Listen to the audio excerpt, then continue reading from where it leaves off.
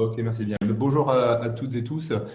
Et je vais me présenter tous mes meilleurs vœux déjà pour cette nouvelle année. On espère tous plus agréable et plus douce. Puis bon, 2021 sera aussi, et je suis un optimiste par nature, elle sera aussi ce que l'on en fera. Elle nous appartient et donc à chacun de nous de construire cette année 2021 comme elle nous semblera meilleure. Ce matin, l'objectif pour moi est sur une petite heure de vous éclairer sur quels sont les statuts juridiques possibles et pour effectivement faire le bon choix. Je fais cette intervention en qualité d'expert comptable, donc vraiment deux mots très rapides sur Enodia. Donc, nous sommes une PME nous-mêmes, une petite vingtaine de personnes basées à Courbevoie, avec un site qui est à Montpellier. Nous accompagnons des entreprises de toute taille, depuis la création, j'allais dire, jusqu'à sa restructuration éventuelle, enfin tout le cycle de vie de l'entreprise, accompagner la croissance, le financement, la structuration juridique, l'optimisation sociale, fiscale, la mise en place des outils, etc. etc. Donc on a une assez longue expérience évidemment auprès des entreprises, de tout secteur également, avec quelques savoir-faire discriminants, par exemple dans l'immobilier ou dans la grande distribution. Voilà. Alors, c'est un sujet vaste, mais je reviendrai juste sur quelques points absolument essentiels avant de commencer, parce que le choix d'un statut juridique est quelque chose d'extrêmement important et vous avez peut-être aussi souvent la tentation, ou en tout cas on vous le propose comme tel, de partir sur des statuts, on y reviendra, de type auto-entrepreneur ou voire de portage salarial pour certains. Alors, c'est vrai que c'est des choix qui sont simples au départ, mais évidemment, ça peut être une bonne façon de commencer et on le verra. Simplement, la réalité est que choisir un statut d'entreprise doit correspondre à être une adéquation par rapport à un projet d'ensemble. Et il y a beaucoup de caractéristiques à prendre en compte. J'en mets quelques-unes ici, mais ce n'est vraiment pas exhaustif. Notamment, par exemple, il y a une logique patrimoniale qui est très importante. Est-ce que pour vous, il est important, vous allez répondre évidemment que oui, mais enfin, encore faut-il le traduire après sur un plan juridique. La protection du patrimoine personnel est un point essentiel par rapport à un patrimoine professionnel. Vouloir séparer les choses. Le business model sur lequel vous partez, ce n'est pas la même chose si vous êtes un jeune entrepreneur qui va sur un marché qui peut-être est déjà en très forte maturité et où il fait ça de façon un peu, on va dire, accessoire, mais en tout cas en tentative, avec une espérance de gain qui peut-être sera limitée dans un premier temps, que si vous êtes sur un modèle complètement innovant, où vous avez de fortes chances d'exploser en termes de business assez rapidement, et auquel cas, rapidement, se posera des questions de croissance et de gestion du chiffre d'affaires. Ce n'est pas la même chose non plus si rapidement vous devez faire appel au marché pour obtenir des financements, pas seulement bancaires, je parle de financement par exemple par des fonds d'investissement, des investisseurs qui souhaitent pouvoir accompagner une croissance. Donc ces éléments-là, ils sont complètement discriminants pour choisir le bon statut juridique. Un autre élément, par exemple, encore une fois, ce n'est pas exhaustif, le partage des pouvoirs. Il est clair que si vous vous installez seul en créant une société ou dans un statut d'entrepreneur, vous êtes seul à bord de votre entreprise. À partir du moment où vous créez une société avec plusieurs associés, se pose la question du partage du pouvoir, se pose la question de la prise de décision, se pose la question éventuellement de la gestion d'une fin de société, puisque effectivement, il faut aussi, c'est comme un contrat de mariage, une société, il faut prévoir aussi le divorce, la séparation entre les associés. Voilà. Donc, il y a beaucoup d'éléments qui doivent être pris en compte. On va aborder ce matin plutôt les éléments juridiques, fiscaux, sociaux et un peu de gouvernance. Et j'aborderai aussi un autre point à la fin qui me semble intéressant. Alors, je ne vous connais pas tous, loin de là, évidemment, et je ne connais pas vos projets, ce serait c'est une évidence. Se pose la question aussi de la création de la deuxième société ou de la troisième société, même si vous n'en êtes pas forcément là. Pourquoi? Parce que rapidement, vous avez un premier projet qui fonctionne bien, vous souhaitez en lancer un deuxième, ou vous souhaitez protéger votre premier projet, peut se poser la question de savoir comment vous structurez deux entreprises entre elles. Ça veut dire quoi créer une holding? Ça veut dire quoi? Quels sont les avantages fiscaux, sociaux de la création d'une société holding? Vous voulez avoir une SCI pour acheter un bien? Bon, voilà, c'est des choses qui viennent en réalité très rapidement. Et même si vous avez une société qui a que 2-3 ans d'expérience, elle peut rapidement très bien marcher et vous pouvez souhaiter faire ce genre de choix. Voilà, donc ça, c'est un petit peu pour l'agenda. N'hésitez pas à poser des questions. Je crois que vous êtes extrêmement nombreux. Je vais essayer d'en prendre quelques-unes. Sinon, on fera le mieux possible pour essayer d'y répondre derrière. Puis évidemment, je suis à votre disposition si vous souhaitez en parler ensuite. Alors, je poursuis. Un autre point, c'est qu'on parle toujours on parle beaucoup des grandes entreprises, mais comme vous le savez peut-être, c'est quand même les TPE-PME qui représentent 99,8% des entreprises françaises sur un total, alors c'est des chiffres 2019, sur un total de 3,1 millions d'entreprises françaises, donc c'est évidemment très, très significatif. Elles représentent 36% du chiffre d'affaires, soit à peu près 1,3 milliard 1300 milliards d'euros de chiffre d'affaires. Et sachant qu'à côté de ces 99,8%, en réalité, il va rester alors, il reste effectivement les ETI, ce qu'on appelle, alors, qui sont entreprises de taille intermédiaire, qui sont environ 5000, et puis à peu près 290 grandes entreprises. Mais donc, le tissu économique français, il est quand même essentiellement constitué de petites entreprises et moyennes, ce qui d'ailleurs, au passage, peut poser peut-être aussi des questions. C'est vrai on connaît aussi la fragilité, d'ailleurs, on la connaît en ce moment, de certain nombre de statuts juridiques qui peuvent paraître sur le papier effectivement alléchants au démarrage, mais qui présentent aussi une certaine fragilité pour le dirigeant, sans oublier le côté plus industriel qu'une PME ou une TPE peut avoir effectivement une difficulté à attaquer un marché. Et c'est vrai que la France a besoin d'avoir des entreprises de plus grande taille et de consolider le tissu des PME pour aller vers des ETI, parce qu'effectivement, c'est elles qui peuvent plus facilement accéder à des marchés. Alors, sur cette planche, pour vous situer un petit peu les différents statuts, je vais les prendre dans l'ordre. Les premières typologies sont les entreprises que vous créez seules. Donc, vous voyez, un seul créateur, l'entreprise individuelle, le micro-entreprise, l'EURL, donc on passe cette fois-ci dans une société, la SASU. On va y revenir, évidemment. Tous ces statuts-là, vous les créez de façon isolée. Et puis, la deuxième façon de procéder, et je l'ai indiqué rapidement, vous êtes plusieurs créateurs, parce que déjà, vous êtes déjà un premier associé, ou vous souhaitez préparer ensuite l'avenir, et donc vous avez le souhait d'associer immédiatement d'autres associés à un projet. Et cette fois-ci, on est sur peut-être une SARL, une SA, une SAS. J'ai indiqué à droite des tendances. Alors pourquoi? Parce que la question m'a déjà été posée. Alors, nous, on y intervient très peu en tant qu'expert comptable, parce qu'en réalité, ces montages-là, je dirais, n'ont pas besoin de personnes comme nous, mais on regarde évidemment parce que c'est pas, il faut vous éclairer de façon globale. Il est courant pour des consultants de travailler sur du portage salarial, et puis se développe aussi ce qu'on appelle les couveuses d'entreprise. Alors peut-être certains d'entre vous en entendent parler. C'est quelque chose de récent. En tout cas, moi, je l'ai découvert récemment, en tout cas, et qui est une autre façon de fonctionner pour vraiment tester, en fait, c'est une notion vraiment de POC, de tester un projet, sa consistance, sa pérennité pendant quelques mois. Voilà, donc on va commencer un peu par la partie un seul créateur, on ira après vers plusieurs créateurs, on finira par les tendances, et puis on verra si on a encore un petit peu de temps ensuite la notion de structuration de groupe, en tout cas création d'une holding, structuration de 2 ou 3 entités juridiques. Alors, je commence par le premier, qui est finalement quasiment le fonctionnement le plus ancien, c'est la création, ce qu'on appelle d'une entreprise individuelle.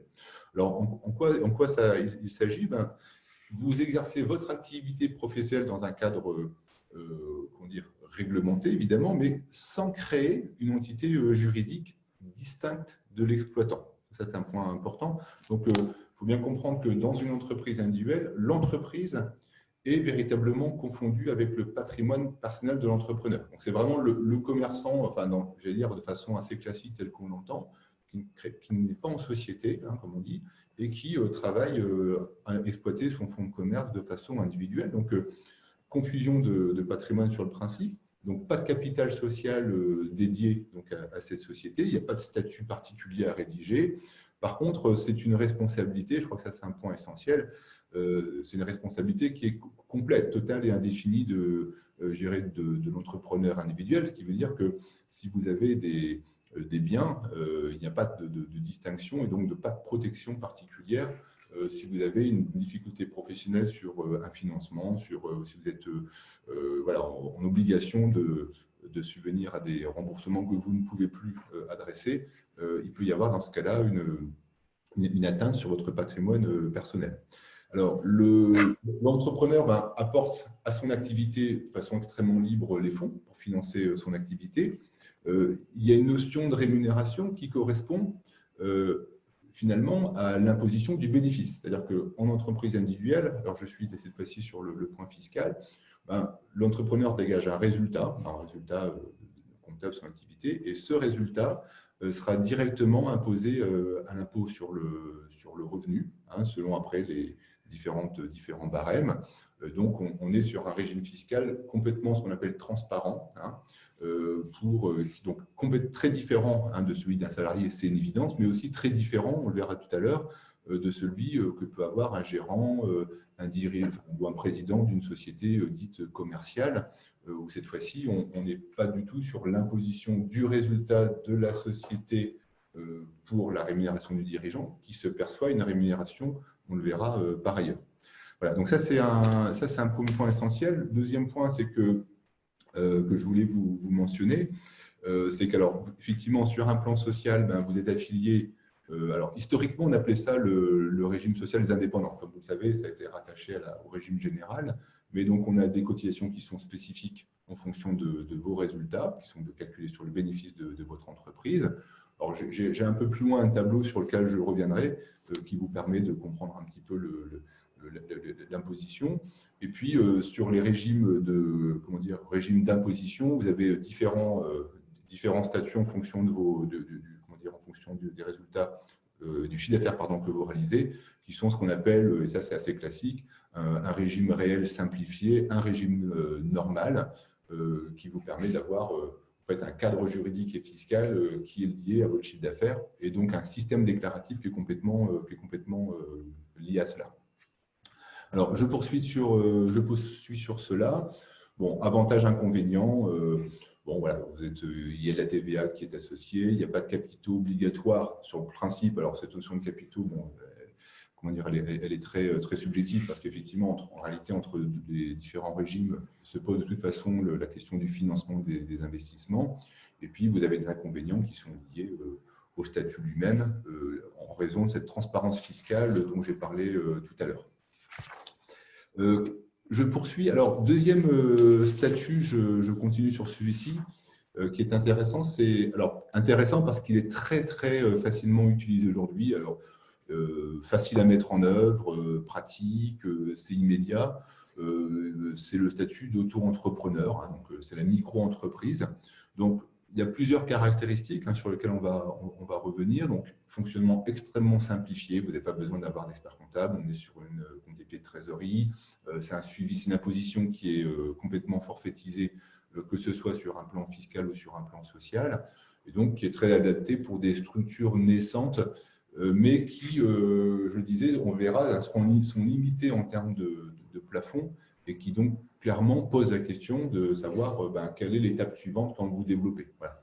Donc, mais c'est peut-être une bonne façon de démarrer, c'est économique, etc., etc. Alors, si on rentre d'ailleurs un peu plus dans le détail, voilà, je vais parler alors, plusieurs choses. Sur le régime de la TVA, sur le principe, il n'y a pas de… Alors, c'est une société, c'est une entité, c'est une activité qui permet de ne pas facturer de TVA, donc de ne pas en récupérer non plus, mais cela avec des seuils. Donc, c'est-à-dire que si vous êtes artisan, profession libérale ou commerçant, vous avez un seuil qui est indiqué en bas de chiffre d'affaires qui, une fois dépassé le seuil, vous fait rentrer dans le régime de TVA.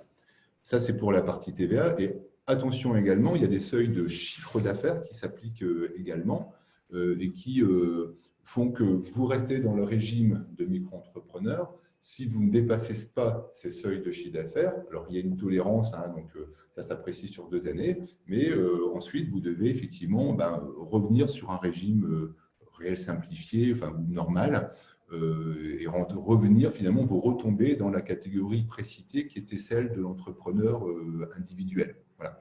Donc, c'est avantageux, c'est simplifiant, pas de TVA, donc quand on reste dans les seuils qui sont indiqués. Et d'ailleurs, vous devez, oui, je l'ai indiqué ici, préciser sur vos factures que votre activité relève d'un régime en franchise en base de TVA. Et donc, vous avez une mention fiscale qui doit être indiquée sur votre facturation. Ce qu'on peut dire de plus, qui me semble important, c'est effectivement sur les cotisations sociales. Donc, vous cotisez de façon forfaitaire. Hein, il y a un pourcentage de cotisation qui vous est appliqué selon votre activité. Et ce qui vous permet de façon extrêmement simple, hein, cotisation sociale, de cotiser sans vous embêter, entre guillemets, hein, je crois que c'est un petit peu le sens, à gérer tout un déclaratif. Bon, les déclarations se font de façon extrêmement simple sur les sites que vous connaissez sans doute ou que vous retrouverez extrêmement facilement. Alors, si on regarde rapidement les avantages et inconvénients du statut entrepreneur, comment dire, simplicité fiscale sociale sur les cotisations, pas de comment dire, la clôture d'activité est simple, rapide si vous souhaitez passer sur autre chose. Par contre, vous restez sur évidemment une responsabilité sur de façon illimitée sur votre patrimoine en cas de dette. Maintenant, vous avez aussi une certaine méfiance, hein, qu'on soit clair, attention, hein, c'est que vous ne pouvez pas aller chercher les mêmes financements, aller chercher les mêmes activités, notamment par rapport à des partenaires bancaires, si vous développez un statut de micro-entrepreneur, parce que ce sont des statuts qui sont bien vus comme étant quelque chose de limitant, puis vous n'avez pas du tout non plus de fait non plus complètement la même protection sociale que pourrait avoir un salarié. Donc là, on est dans le statut d'auto-entrepreneur.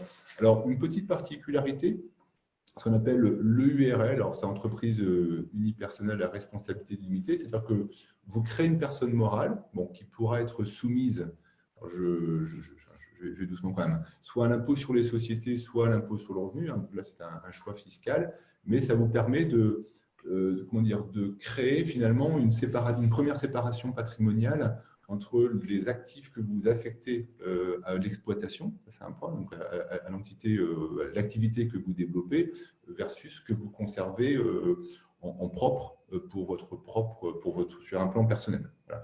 Donc ça, c'est un statut intermédiaire qu'on rencontre régulièrement.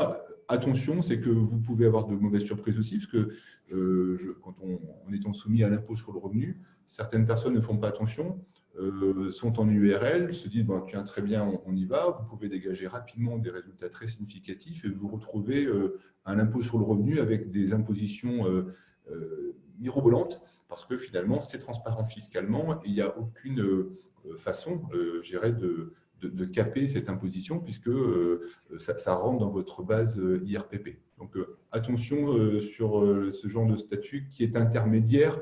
Il faut bien le maîtriser, il faut comprendre ce qu'il y a derrière pour pouvoir partir sur le bon choix, être éclairé sur les risques, en tout cas, qui sont associés. Donc, oui, donc selon que le statut que vous retenez, alors selon le régime, parce que je disais, vous pouvez être à l'impôt sur la société ou à l'impôt sur le revenu, vous aurez des calculs de charges qui, cette fois-ci, seront calculés de façon différente et qui dépendent du choix que vous réaliserez sur cette affectation et sur cette imposition fiscale, impôt sur les sociétés ou impôt sur le revenu. Alors, je poursuis. Quand on regarde rapidement les avantages et inconvénients de l'EURL, la responsabilité est limitée aux apports que vous affectez à ce patrimoine. On peut choisir entre impôt sur le revenu ou impôt sur les sociétés. D'ailleurs, au passage, évidemment, ça dépend aussi de votre foyer fiscal. Clairement, selon le niveau d'imposition, selon les barèmes, selon les tranches d'imposition que vous avez, évidemment, c'est à regarder de près, compte tenu des taux marginaux que vous connaissez sans doute. Voilà ce qu'on peut dire sur l'EURL. Je poursuis. Alors, un autre statut qui est extrêmement fréquent, ce qu'on appelle la SASU. Donc, c'est la Société Anonyme Simplifiée Unipersonnelle. Donc, c'est une société commerciale, simplement elle est détenue à 100% par une seule personne, qui est le créateur. Donc là, on crée complètement, véritablement une personne morale, une distinction de patrimoine. Vous rentrez dans la vie d'une société commerciale, cette fois-ci de façon pleine et entière, et cette SASU, ben, elle a sa vie juridique autonome, comme on l'avait d'ailleurs avant sur le URL. C'est une société qui est soumise à l'impôt sur les sociétés. Donc, cette fois-ci, on est complètement à l'IS.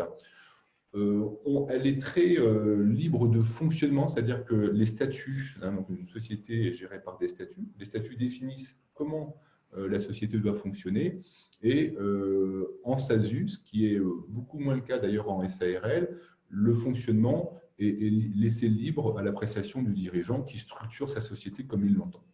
Il n'y a pas vraiment de capital comment dire, qui est imposé, donc c'est extrêmement facile à créer, clairement. Alors, il a indiqué permet de se payer en dividende. On va y revenir après, c'est un vrai sujet sur ce qu'on appelle le dividende. C'est quoi je rappelle juste, c'est qu'une société dégage du résultat. Ce résultat, il est affecté, alors déjà il est soumis à l'impôt pour commencer, à l'impôt sur les sociétés. Ensuite, il est affecté en réserve et ces réserves sont distribuables. Et donc, effectivement, pour le dirigeant détenant le capital d'une société commerciale, une façon de se rémunérer peut être de se verser ce qu'on appelle donc des dividendes. Bon. Ce qui a des avantages, en particulier en SASU, aujourd'hui, on attend s'il n'y a pas des modifications à venir, puisqu'il n'y a pas de cotisation sociale sur ces dividendes dans le cadre d'une SASU, ce qui n'est pas le cas, on y va un peu plus loin dans le cadre d'une SARL, et donc c'est une façon pour un dirigeant d'éviter d'avoir des revenus salariaux trop élevés en payant la fameuse le PFU, la flat tax, qui limite sensiblement l'imposition des dividendes. Société soumise à l'impôt sur les sociétés, il y a une dérogation possible au démarrage à lire pendant quelques temps. Sur un plan social, donc le dirigeant d'une SASU est le patron de cette société. Donc, si unique gérant, d'ailleurs, c'est un président. Je vais y avoir une erreur sur la salle, je le corrigerai. Et puis, si il n'y a pas de rémunération, il n'y a pas de condition particulière, en tout cas au lancement. Je poursuis sur la SASU. Donc, on voit bien que les avantages sont une limitation de la responsabilité aux apports, puisqu'il y a vraiment une séparation entre le capital que j'apporte à la société et puis le patrimoine personnel. Il y a un besoin en capitaux qui est limité. Bon, je dirais c'est sur le papier, tout dépend effectivement de votre projet. Par contre, il y a la possibilité d'apporter ce qu'on appelle un compte courant. Alors, ça veut dire quoi? C'est que le capital social, il appartient à la société. C'est vraiment je dirais son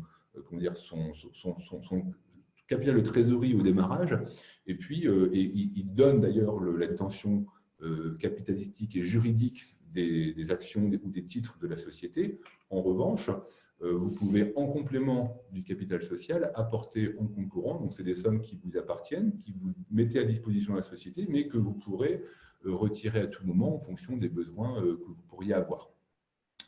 L'avantage également, c'est que c'est une société qui, de par son statut, est très ouverte. C'est-à-dire que vous pouvez facilement associer de nouvelles personnes qui doivent évidemment adhérer au statut de la société, puisque, comme je l'indiquais, la SAS prévoit une grande liberté d'organisation de la gouvernance de la société, sachant que cette gouvernance prévue par les statuts de la SAS peut être complétée par ce qu'on appelle un pacte d'actionnaires.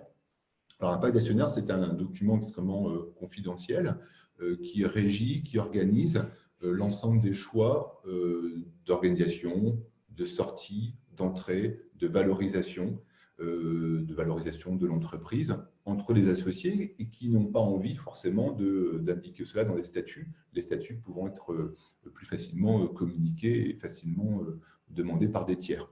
Donc, pour gérer cette gouvernance, des statuts plus un pacte d'actionnaires pour pouvoir vous organiser. Ce qu'on peut indiquer aussi je poursuis sur la statut. Alors oui, j'ai fait un peu ce slide ici, synthétique. Ça vous donne un petit peu les différentes formes. On est toujours dans l'entreprise, dans le créateur individuel.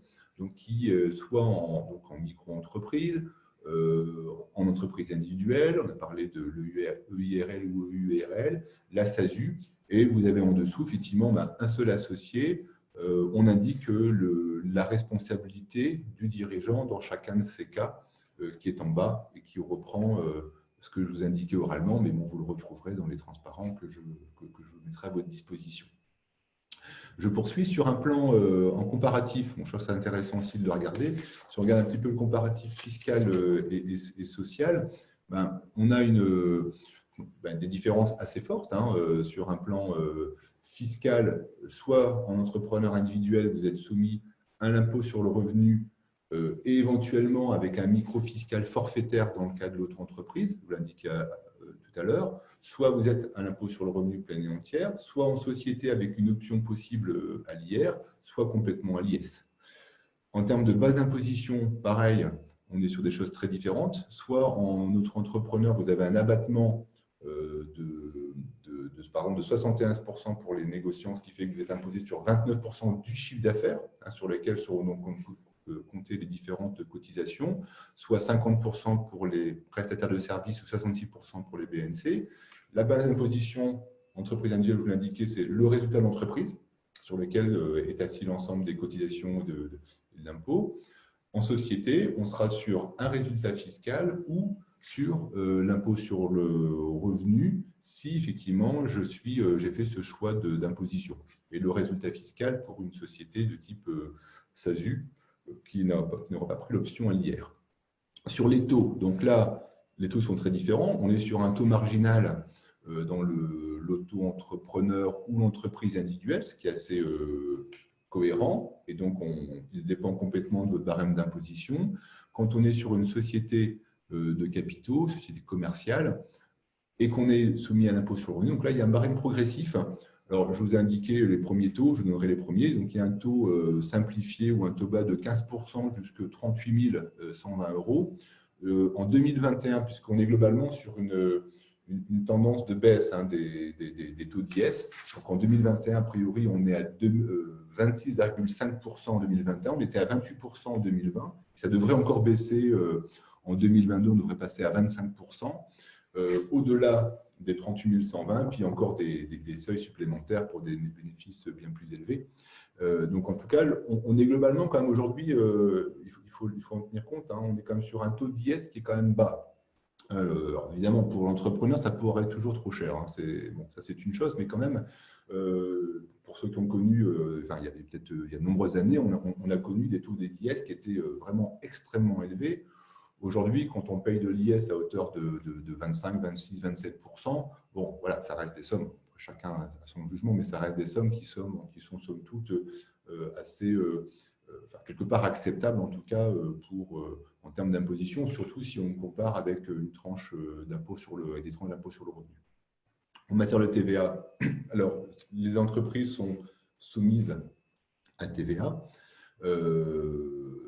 On l'a vu, pas de TVA donc en auto-entrepreneur, sauf si je dépasse les seuils, auquel cas je dois ensuite rentrer dans un régime réel simplifié ou un régime réel normal de TVA. Et donc, je rappelle juste le principe, tant pis si on fait cette porte ouverte, mais le principe assez simple, c'est qu'en réalité, l'entreprise est simplement collecteur d'impôts, donc c'est-à-dire qu'on va collecter une TVA, donc c'est une TVA collectée sur les recettes que j'encaisse. Par ailleurs, j'achète, donc sur ces achats, j'ai une TVA dite déductible, et puis je vais reverser à l'État, c'est le principe, la TVA collectée moins la TVA déductible, la différence. Et puis, si j'en ai pas assez, j'ai un report de TVA. En tout cas, je peux, dans le temps, faire ce suivi de cette TVA. Donc, ça, c'est un point clé. Sur le paiement de cette TVA, sachez que, alors je vous le dis quand même en toute simplicité, mais la TVA, on la paye. Je dirais, on joue pas, on n'a pas de crédit de TVA. Voilà, je dirais, ce n'est pas un crédit fournisseur, on peut se permettre de dire, etc. Non, la TVA a été payée puisque vous n'êtes qu'un collecteur pour le compte de l'État. Et le fisc voit d'un très très mauvais regard, évidemment, une entreprise qui userait de cette TVA qui ne lui appartient pas. Donc, je dirais, la TVA n'est pas un mode de financement, qu'on soit très clair. Et je veux dire, les recours sont extrêmement coûteux et lourds. Donc, et d'ailleurs, comme vous le savez sans doute, sur toutes les aides sur le Covid, ne concernait pas la TVA. Hein. C'est la négociation à voir parce qu'on considère que la TVA n'est pas quelque chose sur lequel l'entreprise peut avoir un quelconque levier. Je poursuis, je n'ai pas de questions pour le moment, je poursuis. Vous m'entendez toujours, ça va? Je ne suis pas tout seul, j'espère. Oui, merci. Ah, oui. Ok. Vous avez bien le plein écran, ça va aussi? C'est parfait. Ok, tout va bien, merci. Ouais, tout va bien, David. Ça va. Oui, excusez-moi, on ne voit pas forcément les lignes du dessous des pages, des slides. Les lignes du dessous. Ah, si, on voit bien. Bah, moi, je vois très bien là. Ah, pardon. Ok. D'accord. Alors, sur un plan social, donc la fiscalité, plutôt les cotisations sociales voilà, du dirigeant, pareil, petit tableau de synthèse qui vous donne les différents régimes. Régime des salariés quand je suis président d'une SASU, gérant quand je suis plutôt dans une société type SARL, et puis travailleur, d'ailleurs, ni gérant ni président quand je suis en micro-entreprise, simplement dirigeant d'entreprise. Et là, je suis ce qu'on appelle travailleur non salarié, régime historiquement qu'on appelait du régime social des indépendants, donc qui a aujourd'hui été repris, comme vous savez, au niveau des URSSAF.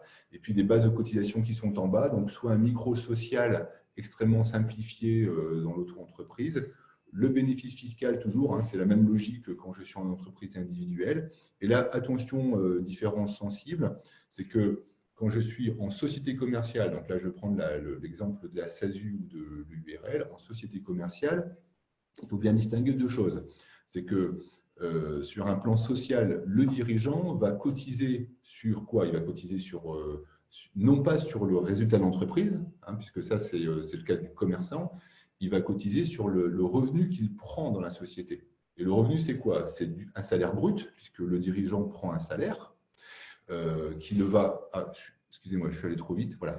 Le revenu prend un salaire sur lequel il paiera des cotisations. Donc, c'est là-dessus qu'effectivement, il est imposé. Mais aussi, il peut être amené à prendre des dividendes, je l'ai indiqué. Ces dividendes, attention, ils peuvent avoir une fiscalité sociale dans le cadre de la SARL lorsqu'on dépasse, on y en a un peu plus tard, 10% du capital, c'est ce qui est capé par les comptes courants, les primes d'émission, etc. Alors qu'en SASU, on n'a pas aujourd'hui cette contrainte d'imposition sur les dividendes sur un plan social. Voilà. Donc, des caractéristiques sociales très différentes selon les différents régimes. Alors, poursuivons maintenant. Donc là, on a vu jusqu'à présent, je suis seul, je veux créer mon entreprise seul. Et donc, on a vu 3, 4 statuts extrêmement différents. L'autre configuration, c'est dès le début, je souhaite créer à plusieurs le projet. Alors, certains le font d'ailleurs, entre guillemets, avec de vrais associés. Vous pouvez être à 2, 3 à avoir un projet, le commercial, le technicien. D'autres vont préférer d'ailleurs aussi, ça se fait couramment, peut-être, alors ça se fait couramment, associer leurs enfants. Bon, ce qui est au passage extrêmement délicat sur une société commerciale, autant sur des sociétés dites civiles, type immobilière, on est vraiment sur du patrimonial. Il est assez courant, en tout cas, d'associer des enfants. Enfin, ça peut être facilitant. Autant sur une société commerciale, attention, ce n'est pas un jeu. D'ailleurs, au passage, j'en profite tout de suite, attention aussi au régime de mariage que vous pouvez avoir. Hein. Si vous n'êtes pas en séparation de biens, c'est un régime classique de communauté.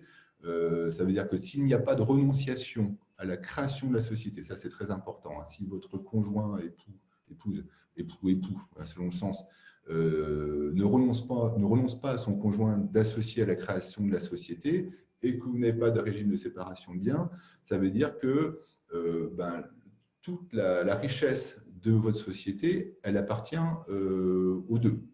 Et donc, ce qui pose, croyez-le bien, évidemment, d'énormes difficultés en cas de séparation, puisqu'évidemment, le dirigeant d'entreprise qui se sépare doit dédommager son conjoint ou sa conjointe à hauteur de la valeur de l'entreprise pour pouvoir la conserver. Donc, bon, ça, c'est des vrais sujets. Aujourd'hui, je pense que globalement, les dirigeants sont sensibilisés à ça. Je pense qu'on rencontre de moins en moins.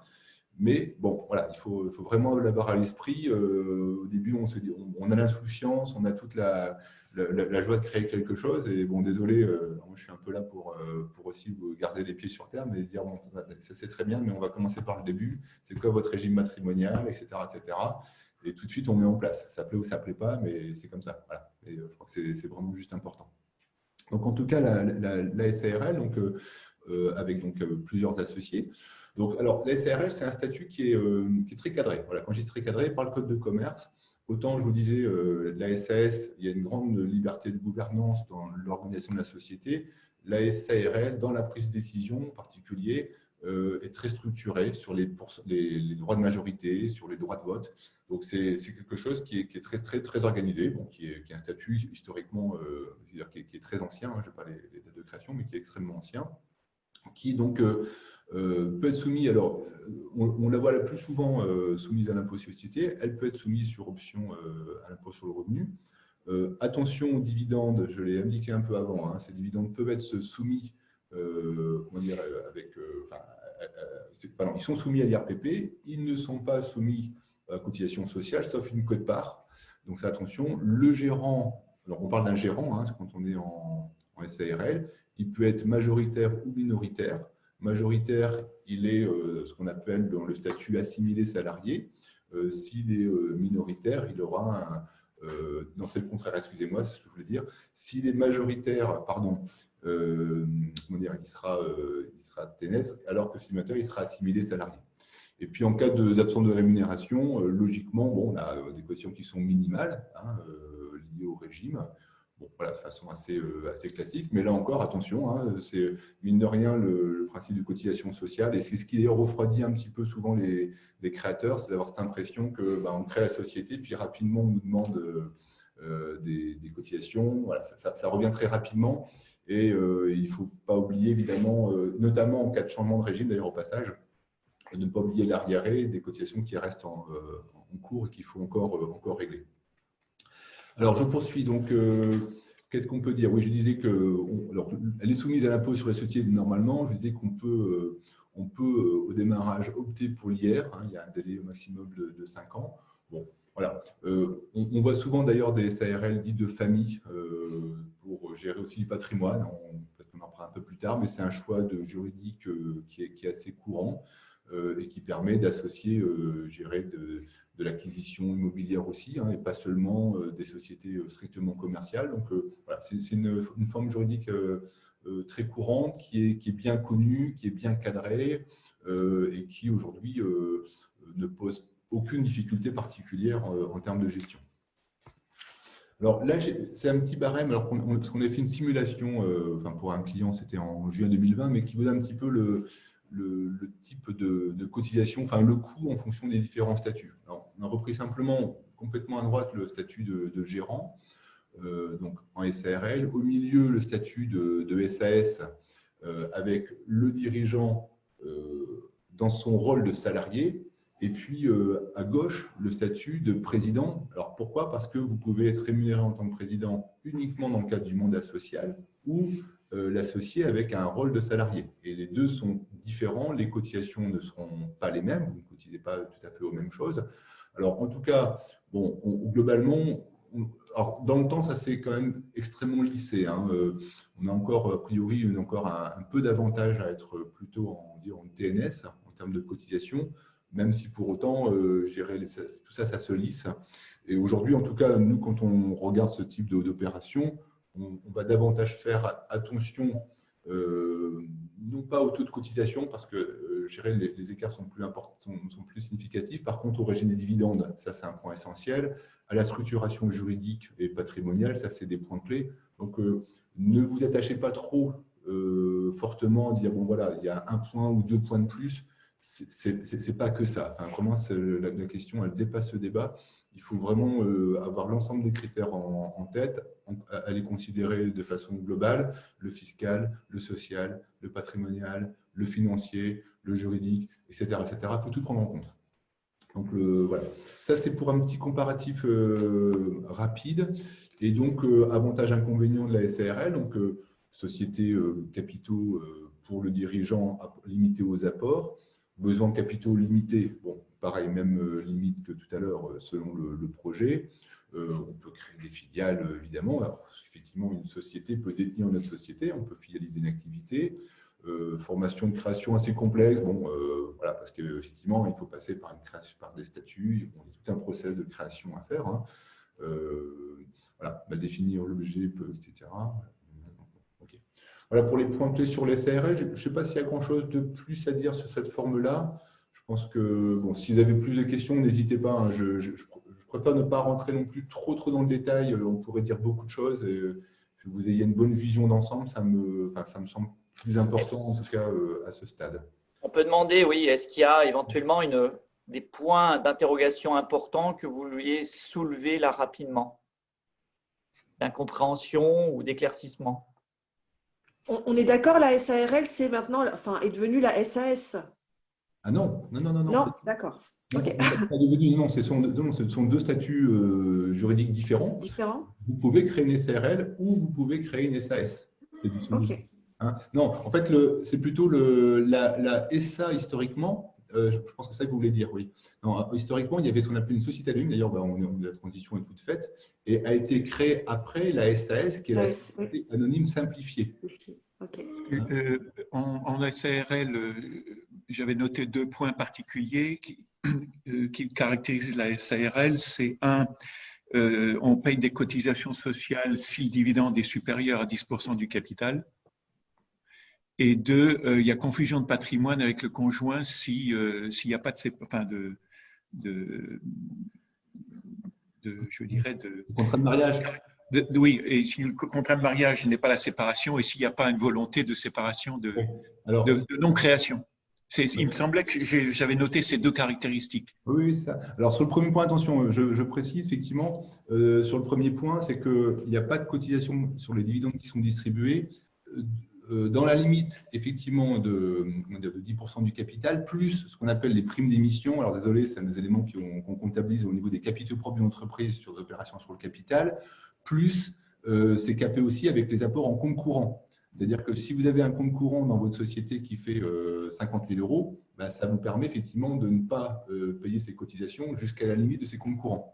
Donc, ce n'est pas uniquement les 10%, il faut ajouter aussi les comptes courants qui viennent caper ou tamponner ce risque-là. Ça va? Oui, donc c'est 10% de la base capital social, oui, plus prime, plus compte courant. Non, ce n'est pas ça. C'est 10% du capital, d'une part, oui, plus prime, plus compte courant. Ce n'est pas 10% du tout. Et sur le deuxième point concernant le régime matrimonial, oui, effectivement, pour le coup, c'est bien ce que vous avez dit. Donc, c'est un point super classique, mais les juristes avec lesquels on travaille, nous-mêmes, quand on crée des sociétés, systématiquement, on fait renoncer au conjoint, à la conjointe à son statut d'associé, bénéfice effectivement qu'elle aurait sur les titres de la société. C'est un point vraiment, vraiment fondamental parce que, bon voilà, c'est malheureusement la vie d'entreprise et malheureusement la vie d'entreprise par rapport au couple que vous pouvez connaître par ailleurs. Excusez-moi. Ok, merci. Excusez-moi pour rebondir sur ce point dont vous parlez avec le régime matrimonial. Au-delà de cela, est-ce que si effectivement il y a un statut de communauté de biens, est-ce que le conjoint peut intervenir s'il y a un problème auprès de l'associé, décès ou autre? Est-ce que la personne peut rentrer en interaction avec la gouvernance de la SARL ou c'est juste effectivement une histoire financière au sein du couple par rapport à ce qu'il y aurait comme dommage s'il y a un divorce ou autre? Ouais. Si vous voyez votre question, votre point, c'est en cas de décès, quel serait… En cas de décès ou autre, est-ce que d'une manière ou d'une autre, le conjoint qui effectivement, avec un contrat de mariage qui n'est pas la séparation de biens, est-ce qu'il peut effectivement interagir d'une manière ou d'une autre sur les décisions de la société? Est-ce qu'il rentre en lieu et place du conjoint qui est…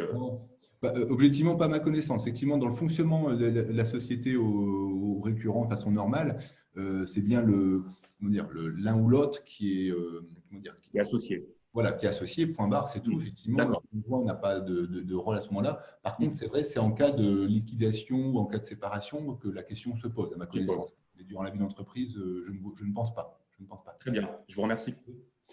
J'avais une question, excusez-moi, sur le statut social entre l'assimilé salarié et le TNS.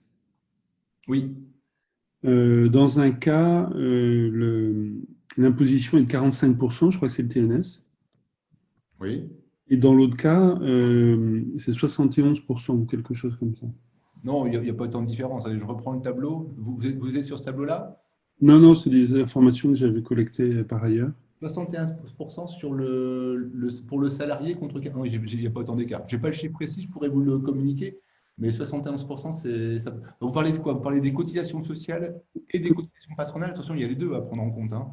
Oui, j'avais noté charge sociale, donc effectivement, je ne sais pas, c'est peut-être la somme des deux. Oui, parce que charge sociale, en fait, il y a deux choses. Hein. Donc, il y a d'une part vous savez, les cotisations sociales, enfin, les cotisations salariales, d'une part. Et puis, par ailleurs, l'entreprise paye des cotisations patronales. Et c'est la somme des deux qui constitue les cotisations sociales. Donc, il faut voir ce que vous mettez derrière les chiffres. Hein. Mais il n'y a pas autant de différence. Non, non, non, non. On est plus proche, effectivement, des 45% que des 60%. Après, mais par contre, quand on prend la somme des deux, ça peut devenir… Enfin, il faut prendre les chiffres. Écoutez, si vous voulez, je n'étais pas là sous les yeux. Mais si vous voulez, on peut reprendre les chiffres ensemble et volontiers, on peut les checker. Hein. En tout cas, ce n'est pas tellement d'avoir le chiffre exact qui m'intéresse, c'est le rationnel. Pourquoi dans un cas on était à 45? Parce que mon hésitation elle est entre l'URL et la SASU. Et je vois bien que la cotisation, elle est quand même pas du tout la même. Enfin, l'imposition sur les charges sociales ne sont pas du tout les mêmes. Parce que vous voyez 71% en SASU et 45% en URL, c'est ça? Oui, parce que dans un cas, je suis en assimilé salarié, l'autre, je suis en TNS. Envoyez-moi vos chiffres parce que je ne vois pas la différence, je ne la vois pas. Donc, si vous voulez, vous m'envoyez vos chiffres, on peut la regarder ensemble parce que je ne les comprends pas. Ok, ils sont peut-être faux au demeurant. Non, peut-être, je ne veux pas vous dire qu'ils sont faux, mais il faut juste savoir ce qu'on met derrière, hein, parce qu'on peut mettre beaucoup de choses. Mais pas de problème, vous me les envoyez, on peut la regarder ensemble, avec grand plaisir. Merci. Et on va peut-être reprendre le cheminement. Pardon, juste une petite question sur le TNS, si vous me permettez, avant de vous laisser continuer. Quel serait effectivement l'intérêt? Là, pour le coup, moi, je suis cofondateur avec d'autres associés et on est entre SARL ou SAS. Et je sais que effectivement, les associés en SAS peuvent bénéficier du statut d'assimilé salarié. Oui. Et que dans le cas d'une SARL, le majoritaire est en TNS. Quels seraient les avantages ou les inconvénients d'avoir parce que l'un, si j'ai bien compris, peut bénéficier du régime général en termes de cotisation en régime général dans le cas d'un assimilé salarié, ce qui n'a pas l'air d'être le cas du TNS. Donc, juste peut-être en aparté ou à un autre moment, est-ce que vous pourriez juste préciser quels seraient un peu les plus et les moins d'un statut d'assimilé salarié ou TNS? Oui, d'accord. Oui, enfin, les plus et les moins, enfin, on pourra effectivement en parler en partie si vous voulez, parce que effectivement, si vous êtes co-gérant, hein, c'est bien ça, vous seriez co-gérant, effectivement, et vous seriez TNS. Ça serait soit associé cofondateur dans le cadre d'une SAS, oui. Soit oui. Une SARL en co-gérant. Oui, j'ai compris. Effectivement, mais la différence, c'est que, enfin, une des différences, d'ailleurs, très largement au-delà des taux, c'est qu'effectivement, SARL, vous êtes deux. Vous allez, enfin, je ne sais pas si vous ferez ça à 50-50. On est 4. Vous êtes bon, on rentre pas dans les… Oui, bah après, bon, il y a d'autres. Peut-être que ce sera en aparté, si vous le permettez. Oui, parce que vous êtes deux co-gérants. Sachez qu'en SAS, il y en a forcément un qui sera président et l'autre qui sera… en SAS, il n'y a qu'un seul mandataire social, c'est le président. Oui, tout à fait. Ouais. Après, vous pouvez avoir un directeur général qui vous donne des pouvoirs, tandis qu'en SARL, vous pouvez avoir deux co-gérants qui auront les mêmes pouvoirs. Enfin, c'est très différent en termes de fonctionnement, de prise de décision. Les différences, elles sont très fortes sur la gouvernance de la société. Je vous en reparlerai en aparté. Je vous remercie de ne pas trop monopoliser le… Non, il n'y a pas de souci, volontiers. Ok, merci. C'est très différent et attention, c'est un vrai sujet. Alors, passons sur la société anonyme. Donc, là, on est toujours sur le cas où j'ai une société créée par plusieurs associés. Bon, cette société anonyme, elle existe depuis de très longues dates. La différence, c'est qu'elle est davantage elle est un peu plus fermée, enfin, elle est plus délimitée en tout cas que par rapport à une SAS où on a vu avant, il n'y a pas de capital, par exemple, le minimum. Le fonctionnement de la SA est extrêmement classique. Elle est soumise à l'impôt sur la société. On a aussi une dérogation possible à l'IR. On n'a pas de dividendes, enfin, pardon, on n'a pas de cotisation sociale sur les dividendes puisqu'on est en SAS. Aujourd'hui, attention, ça pourrait changer. Ce que j'ai dit tout à l'heure sur l'histoire des 10%, excusez-moi, je reviens dessus, parce qu'aujourd'hui, c'est le cas. Nous avons lu, mais je ne l'ai pas retrouvé dans le projet de loi de finances pour l'instant de 2021, que cela pourrait être mis en cause. Alors, moi, je n'ai pas de nouvelles là-dessus pour l'instant, donc je continue à le dire, parce qu'en plus, c'est un des drivers forts pour le choix d'une structure juridique aujourd'hui. Évidemment, si demain, on a les mêmes contraintes sur les dividendes en SAS qu'en SARL, cette question des 10% dont on a parlé avant, enfin 10% et plus prime d'émission, plus compte courant, ne sera plus un sujet. Donc, il faudra trouver d'autres caractéristiques. Mais aujourd'hui, c'est encore le cas. Et je n'ai pas trouvé aujourd'hui, en tout cas, un écrit contraire. Alors, le fonctionnement, c'est qu'on a un conseil d'administration dans une SA qui va regrouper des dirigeants. On a un président, on a un directeur général. On peut avoir ce qu'on appelle aussi une forme mixte avec un directeur, un conseil de surveillance. Donc ça, c'est complètement la structuration juridique que vous choisissez à la création de la SA, qui par contre est délimitée cette fois-ci par les textes, strictement. Vous pouvez choisir une SA avec un conseil d'administration, le conseil étant dirigé par un président, ou une SA avec un directoire et un conseil de surveillance. Je poursuis. Donc, elle aussi, la société anonyme, limitation aux apports. Alors, sur l'action des apports, pareil, attention, c'est que vous créez une entreprise, bien souvent, si vous devez faire un investissement, etc. Bon, vous savez sans doute, les banquiers peuvent vous demander des garanties personnelles. Donc, ce qui veut dire, pour être très clair, c'est que cette responsabilité limitée aux apports, elle peut être par moment que très théorique, parce que si on vous demande un engagement personnel, alors que par ailleurs, vous limitez votre responsabilité aux apports, vous sortez complètement du cadre juridique de la société dont vous pensiez être protégé. Bon, voilà, mais ça, c'est la question, c'est vraiment la question des financements et de ce que demandent les banques en garantie. L'intégration nous associés. Alors, j'en parlais un instant, c'est vrai aussi pour les SARL, l'intégration nous aux associés pose beaucoup de questions, qu'on soit clair, beaucoup de questions. Il y a des questions en bas. Ça veut dire quoi intégrer un nouvel associé dans une société? Bon, ça veut dire qu'effectivement, vous acceptez qu'une personne rentre dans la gouvernance de l'entreprise, ça veut dire qu'elle va détenir une quote-part de capital qu'il faut délimiter. Ça pose une question de valorisation de la société. Pourquoi? Parce que vous créez une société aujourd'hui, vous êtes deux. Bon, la société, elle part avec un capital social extrêmement limité. Elle ne vaut rien au démarrage. Enfin, elle vaut la valeur du capital, on va dire. Et c'est tout. Ces sociétés, au bout d'1 an, 2 ans, 3 ans, dégagent des résultats, d'une part, mais aussi, surtout, à une activité commerciale, un chiffre d'affaires, etc., une clientèle. Tout ça, ça a une valeur. Ce qui veut dire que quand vous entrez un nouvel associé dans votre entreprise, la question, c'est le prix de l'entrée. C'est-à-dire que le ticket d'entrée n'est pas le même qu'au démarrage. Donc voilà, ça, c'est un vrai sujet, de savoir comment, dans le temps, vous allez valoriser votre société, à quel prix vous allez faire entrer ce nouvel associé. Et d'ailleurs, c'est là qu'on arrive sur les questions de prime d'émission, notamment pour gérer les écarts entre une valeur d'entreprise réelle que l'on donne et la quote-part de capital que l'on donne à un associé. Donc ça, c'est un point important. Et d'ailleurs, c'est pour ça que, quand je parlais tout à l'heure de pacte d'actionnaires, le pacte d'actionnaires permet justement d'organiser la gestion des relations entre les associés existants, l'entrée des nouveaux associés, la sortie, la valorisation de la société. Tout ça sont des points qu'il faut prévoir rapidement. Parce que c'est comme le contrat de mariage, tout à l'heure, c'est pareil. Au tout début, on n'y pense pas trop, on dit bon, on verra ça plus tard, sauf qu'on y pense quand c'est trop tard, puisque c'est le moment où éventuellement les sujets se posent que le sujet est mis sur la table. Voilà, c'est un vrai point.